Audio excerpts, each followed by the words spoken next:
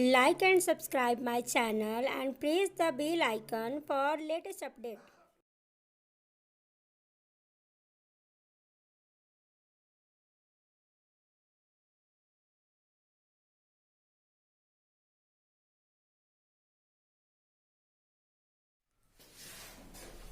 Good morning students. आज हम लोग प्रथम अध्याय कोशिका यानी जीवन के आधारभूत इकाई का जो वीडियो है, आज उसमें हम लोग पढ़ेंगे केंद्रक और क्रोमोसोम। केंद्रक की संरचना और साथ साथ क्रोमोसोम्स के बारे में आज हम इस वीडियो में अध्ययन करेंगे। इस चैप्टर से रिलेटेड ये हम लोग का अंतिम वीडियो होगा, जिसमें मूल रूप से हम लोग पढ़ेंगे केंद्रक क्या है, इसका कार्य क्या है, और केंद्रक के अंदर जो गुणसूत्र पाए जाते हैं इसको क्रोमोसोम्स कहते हैं, उसकी संरचना और उसके कार्यों के बारे में अध्ययन करेंगे। तो चलिए सबसे पहले हम लोग पढ़ें केंद्रक की संरचना। यहाँ आप देख रहे हैं डायग्राम जो बना हुआ है कि केंद्रक में ये जो बाहर से ये झिल्ली है, ये डबल वॉल है, दोहरी झिल्ली की बनी है, और बीच बीच में छिद्र है, जिसको क्या कहते हैं, केंद्रक छिद्र, न्यूक्लियोपोर कहते हैं इसको, न्यूक्लियोपोर।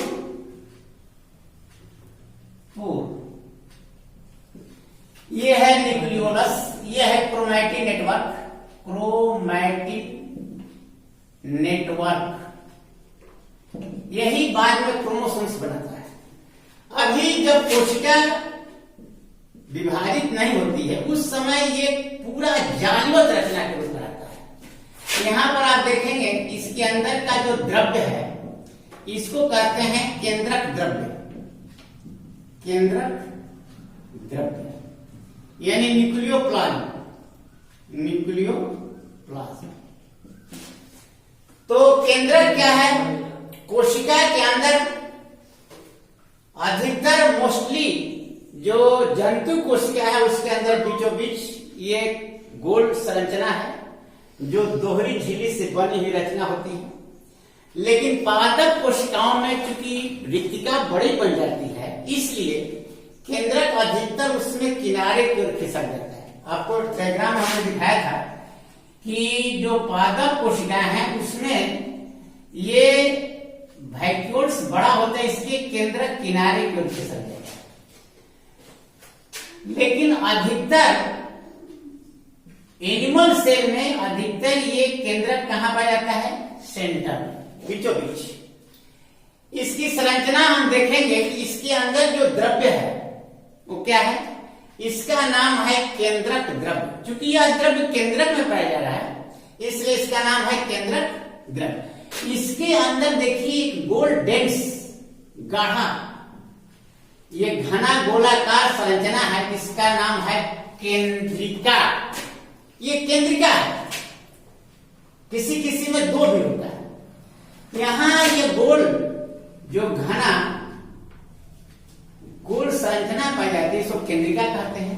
ये केंद्रिका क्या करता है, यही टूट करके ये राइबोसोम का निर्माण करता है। अब यहां पर देखिए इसमें जो ये धागे के सदृश रचनाएं एक दूसरे से उलझी हुई हैं, ऐसे देख रहे हैं, ये क्या है, क्रोमैटिन पदार्थ। क्रोमैटिन पदार्थ आपस में एक दूसरे से क्या है, उलझे हुए हैं, और उलझने से क्या बना लेते हैं, जालीवत रचना, network, network of chromatin materials. Chromatin पदार्थों का एक जालीवत रचना बन जाता है जिसे कहेंगे क्रोमैटिन जालिका। अब ये थ्रेड है, ये क्रोमैटिन पदार्थ का बना हुआ एक दूसरे से उलझ गया, ये क्या बना लिया, एक जालीवत रचना, इसे कहेंगे क्रोमैटिन जालिका। जब हम माइक्रोस्कोप में देखते हैं तो ये स्पष्ट नजर नहीं आते, एक दूसरे से उलझे हुए नजर आते हैं। लेकिन जब कोशिका विभाजित होगी उस समय ये सभी क्रोमैटिन मटेरियल क्या करेंगे, टूट टूट करके ये मोटे हो जाते हैं और एक दूसरे के सामने पैरेलल ऐसे लग जाते हैं। इसको हम लोग कहते हैं गुणसूत्र, यानी that is known as chromosomes. Chromosomes ये गुणसूत्र बनाते हैं, क्योंकि आप जानते हैं कि हर जीवों में गुणसूत्रों की संख्या क्या होती है, लिमिट होती है। और इसी कारण से बिल्ली का बच्चा बिल्ली की तरह और कुत्ते का बच्चा कुत्ते की तरह या मनुष्य का बच्चा मनुष्य की तरह होता है, क्योंकि जो गुणसूत्र की संख्या है वो बिल्कुल लिमिट है, निश्चित है। जैसे मनुष्य में कितना है, 46 गुणसूत्र है, 46। और उनमें जो 23 पेयर गुणसूत्र हैं, इसमें से 22 पेयर जो होते हैं ये ऑटोसोम्स हैं, और एक दूसरा पेयर है जिसको कहते हैं सेक्स क्रोमोसोम्स, लिंग गुणसूत्र, ये भिन्न होता है। बाकी जो 22 जोड़ा है यानी 44, नंबर ऑफ 44, यानी 44 गुणसूत्र कहते हैं सहसूत्र, एक तरह के होते हैं। लेकिन जो एक पेयर है उसको कहते हैं लिंग गुण सूत्र, सेक्स क्रोमोसोम्स। और इसी लिंग गुण सूत्र के आधार पर जो सेक्स डिटर्मिनेशन होता है, जो आप पढ़ेंगे 10th क्लास में, कि लिंग का निर्धारण कैसे होता है, यानी पुरुष और स्त्री, यानी चाइल्ड में जो बच्चा नर होगा या मादा होगा, यानी मेल या फीमेल जो होगा, उसकी जो कैरेक्टरिस्टिक्स है, लक्षण है कि किस क्रोमोसोम्स के आधार पर होगा। क्योंकि पुरुष में 2 प्रकार के होते हैं लिंग गुणसूत्र, एक एक्स और दूसरा वाई। लेकिन जो फीमेल में होता है क्या, दोनों एक से ही होता है, दोनों गुणसूत्र एक ही तरह के होते हैं। यानी जो मेल और फीमेल का डिटर्मिनेशन है, जो लिंग का निर्धारण है, वो पुरुष के द्वारा ही होता है, स्त्री के द्वारा नहीं। क्योंकि स्त्री में जो ओवम बनते हैं, जो अंडाणु बनते हैं, वो दोनों एक ही प्रकार के हैं। लेकिन पुरुष में जो शुक्राणु का निर्माण होता है, उसमें 50% एक्स कंटेनिंग और 50% वाई कंटेनिंग, यानी जो गैमिट का निर्माण होता है, जो युग्मक बनते हैं, उसमें आधा में एक्स होगा और आधा में क्या होगा, वाई। 50% चांसेस है। यानी जो स्पर्म का निर्माण होता है, शुक्राणु का निर्माण होता है, उसमें जो 50% है एक्स कंटेनिंग, जिसमें एक्स होता है, और 50%, तो यदि वाई वाला मिल जाएगा तो लड़का हो जाएगा, अगर एक्स वाला मिल गया तो लड़की हो जाएगा। तो इसमें फीमेल जो है रिस्पॉन्सिबल नहीं है, क्योंकि फीमेल में एक ही प्रकार के गैमेट बनते हैं जिसमें एक्स क्रोमोसोम्स होते हैं। लेकिन नर में क्या होता है, हेटेरोगैमेट्स इसको कहते हैं, विषम, यानी नर में 2 प्रकार के गैमेट्स का निर्माण होता है। एक होता है एक्स कंटेनिंग, जिसमें एक्स होता है, और दूसरा में होता है वाई। तो यहां पर जो केंद्रक है, इसमें जो गुणसूत्र के बारे में हम लोग अध्ययन करेंगे कि जो ये क्रोमैटिन पदार्थों की बनी हुई जो जालीबद्ध रचना है, यह मूल रूप से डीएनए और हिस्टोन का बना होता है। DNA plus histone protein, histone protein होता है, और यही बनाता है क्रोमोसोम्स, जिसकी संरचना हम आपको बनाए यहां पर देखिएगा, एक निकाल करके हमने दिखलाया है क्रोमोसोम्स की संरचना। तो यहां पर जो उलझा हुआ जो क्रोमैटिन पदार्थ है, इसमें मूल रूप से है डीएनए, जिसका फुल फॉर्म होता है डीऑक्सी राइबोन्यूक्लिक एसिड, डीएनए। अब डीएनए की संरचना आप आगे क्लास में पढ़ेंगे, यहां आपको उतना नहीं जानना है, क्योंकि डीएनए की संरचना में एक होता है फास्फेट अणु, दूसरा होता है शुगर, और तीसरा होता है नाइट्रोजनस बेस। अब नाइट्रोजनस बेस में 4 प्रकार के होते हैं, एडेनिन, गुआनिन, साइटोसिन और थाइमिन। यहां पर जो इसी को हम लोग जो छोटा पार्ट होता है डीएनए का, उसी को जीन कहते हैं। Smallest functional part of DNA, यानी डीएनए की जो छोटी क्रियात्मक इकाई है उसको क्या कहते हैं? जीन। और डॉक्टर हरगोविंद खुराना ने बताया था 1 जीन 1 एंजाइम, एक जीन एक एंजाइम बनाने के लिए रिस्पॉन्सिबल है। क्योंकि उन्होंने ये बताया था कि जिस जीन की कमी से, मान लीजिए क्योंकि ये जीन जो है आपके हर कैरेक्टर के लिए है, अगर जीन में म्यूटेशन हो जाता है, उत्परिवर्तन आ जाता है, या तो उसकी संख्या में या उसकी रचना में, उसकी संरचना में, जिसके कारण अब किसी को 6 अंगुली हो जाता है, देख लीजिए, ये वेरिएशन पैदा हो जाता है। यही कारण है कि इन्हीं परिवर्तनों के कारण आज नई नई प्रजातियों का विकास हुआ है। जो जीवों का उद्भव हुआ, प्रारंभिक में जो जीव थे बहुत सरल प्रकार के थे, और उन्हीं से आज वो जीव हैं। ये नहीं है कि सब नहीं है, कुछ जीव विलुप्त हो गए, जैसे डायनासोर विलुप्त हो गए, लेकिन आज भी जीवाणु हैं और हम लोगों से बहुत बेटर कंडीशन में। कैसे? क्योंकि they can survive in every type of environments, वो किसी प्रकार के इन्वायरमेंट में सर्वाइव कर जाते हैं। उनका बॉडी रजिस्टिंग ऐसा है कि बहुत ज्यादा ठंड में भी रह सकते हैं, बहुत ज्यादा हॉट कंडीशन में भी रह सकते हैं।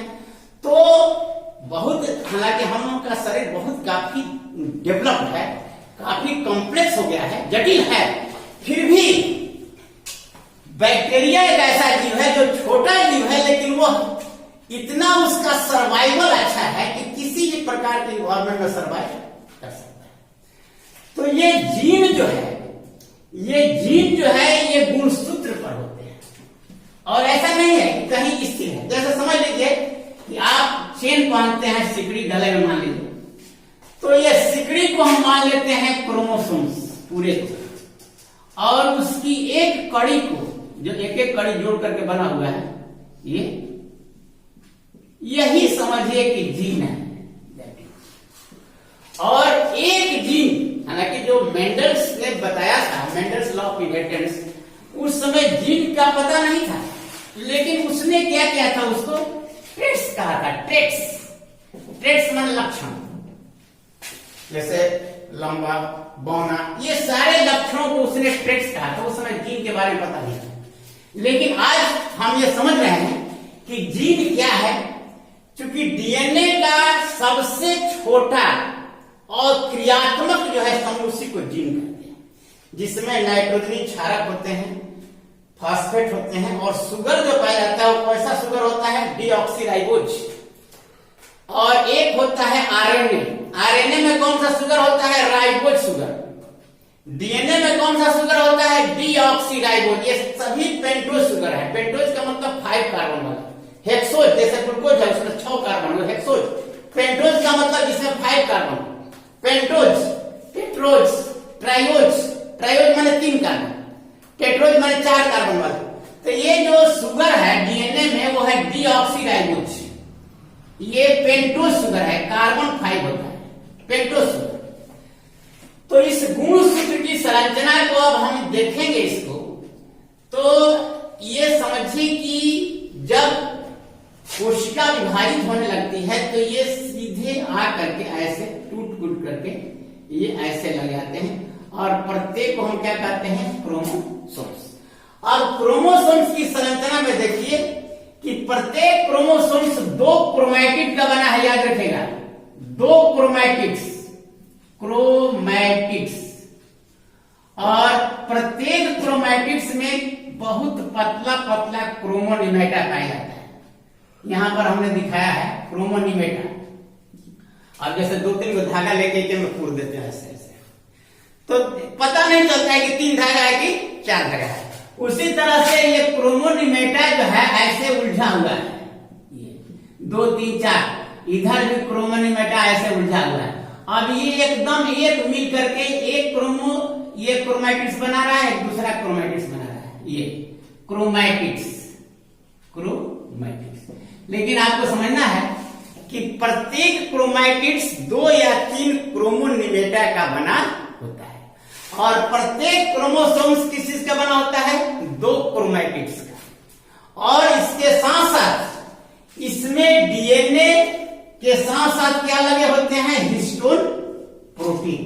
यहां पर आप देख रहे हैं इसमें मैट्रिक्स है, ये इसको मैट्रिक्स कहते हैं, और ये झिल्ली से घिरा हुआ है इसको क्या कहते हैं, पेरिकल। और यहां पर देखिए कंस्ट्रिक्शन है जिसको प्राइमरी कंस्ट्रिक्शन कहते हैं, यहां दबा हुआ है थोड़ा सा। और इस पर यहां जो बिंदु सदृश रचना है इसको कहते हैं centromere, that is known as centromere. ये सेंट्रोमियर है, सेंट्रोमियर। तो ये जो बना हुआ है मूल चीज, ये डीएनए का बना हुआ है। और डीएनए का स्ट्रक्चर जब हम लोग पढ़ेंगे डिटेल्स तो यही समझेंगे कि यहां पर एडेनिन, इसके साथ हाइड्रोजन बॉन्ड है, यहां पर फास्फेट, फिर शुगर, इस तरह से, फिर फास्फेट, फिर शुगर, और फिर यहां से एडेनिन है, मान लीजिए यहां थाइमिन है, तो यहां पर एडेनिन के साथ थाइमिन, ग्वानिन के साथ साइटोसिन, यहां एडेनिन रहेगा। यहां यदि सी है तो इसके साथ जी, और यहां पर यदि जी है, यहां पर यदि जी है तो इसके साथ सी। तो ये नाइट्रोजनस बेस जिसको कहते हैं नाइट्रोजन क्षारक। एडेनिन का संबंध हमेशा थाइमिन से, ये थाइमिन टी, थाइमिन का संबंध एडेनिन से, इधर आए चाहे उधर, उससे कोई मतलब नहीं। क्योंकि जब विभाजन कोशिका करती है, जब गैमेट का निर्माण होता है तो ये रस्सी के आइटम की तरह अलग हो जाते हैं, जैसे रस्सी का दो आइटम होता है, इसको कहते हैं डुप्लीकेशन। यहां पर ऐसे ये अलग अलग हो जाते हैं सीधे, और एक स्टैंड इधर हो गया, ऐसे एक रस्सी का इधर स्टैंड हो गया।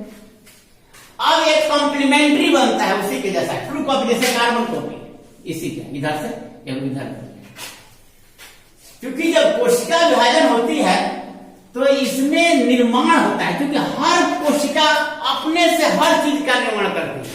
अब मान लीजिए कि हार्मोन बनता है, एंजाइम बनता है, तो कहां जाता है, हमारी कोशिका ही, हमारे अंदर जो पदार्थ होते हैं, जो हम भोजन लेते हैं, उन्हीं के द्वारा सारे चीज बनते हैं। ध्यान दीजिएगा, क्योंकि अब मान लीजिए इंसुलिन का निर्माण हो रहा है, इंसुलिन के निर्माण में आप देखें कि अगर आपका पेनक्रियाज, अग्नाशय जो है, उसके अंदर जो कोशिका है जिसको कहते हैं आइसोलेट्स ऑफ लैंगरहैंस, जो हार्मोन सिक्रीट करता है जिसका नाम है इंसुलिन, अगर यह इंसुलिन स्रावित नहीं हो रहा है ढंग से तो ग्लूकोज का ग्लाइकोजन में कन्वर्जन नहीं होगा।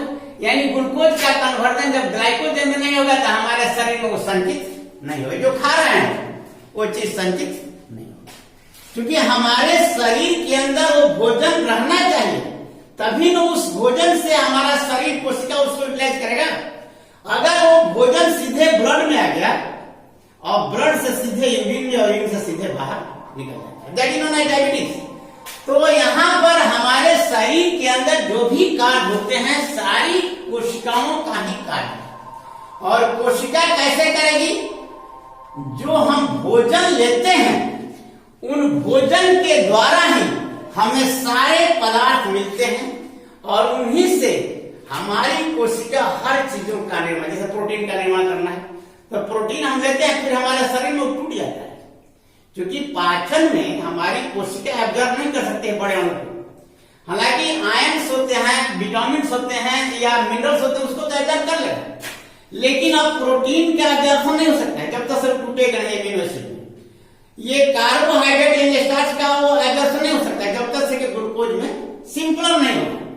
तो उसके कारण हमारे शरीर में ऐसा सिस्टम है कि उत्पादन क्रिया हो जाती है, जिससे वो स्मॉल अणुओं में और सरल अकार्बनिक अणुओं में टूट जाता है, इसके बाद एब्जॉर्ब कर लेती है। तो कोशिका एब्जॉर्ब करती है और फिर वो कोशिका क्या करती है, उसका क्या होता है, वो उसको अपने दूसरे कार्यों में इस्तेमाल करती है। जो जो उसको कार्य, जैसे ग्रोथ कराना है, बॉडी का ग्रोथ होगा, नई नई कोशिकाओं का निर्माण कराना होगा, हार्मोन्स बनाना होगा, एंजाइम्स बनाना होगा, यानी सारी चीज सब कहते हैं कि गैस्ट्रिक जूस बन रहा है। तो गैस्ट्रिक जूस क्या बन रहा है, हमारी कोशिकाएं ही बना रही है। हमारी जठर ग्रंथि में जो ग्लैंड्स होते हैं, गैस्ट्रिक ग्लैंड्स, वही बना रहे हैं सर। तो सारा सिस्टम हमारे शरीर के अंदर जो है वो जो हम भोजन करते हैं उसी पर निर्भर करता है। इसलिए कहा गया है कि आपको बैलेंस डाइट लेना है। बैलेंस डाइट का मतलब होता है कि सारे पोषक तत्व आपके शरीर में सामान्य अनुपात में मिलने चाहिए, ताकि आपका शरीर जो है संतुलित ढंग से सारा फंक्शन कर सके। इस प्रकार इसका मूल फंक्शन क्या है? न्यूक्लियस हमारे शरीर की कोशिकाओं को नियंत्रित करता है। मेटाबॉलिज्म रिप्रोडक्शन में, प्रजनन में कोशिकाएं विभाजित होती है, इसका काम है। और क्रोमोसोम्स के माध्यम से ही सारे आनुवंशिक लक्षण माता पिता से संतानों में इनहेरिट होते हैं, हस्तांतरित होते हैं। इस तरह से ये चैप्टर जो फर्स्ट लेसन आपका है आज ये समाप्त होता है। इसके बाद हम नेक्स्ट वीडियो में सेकंड लेसन पढ़ेंगे। That's all.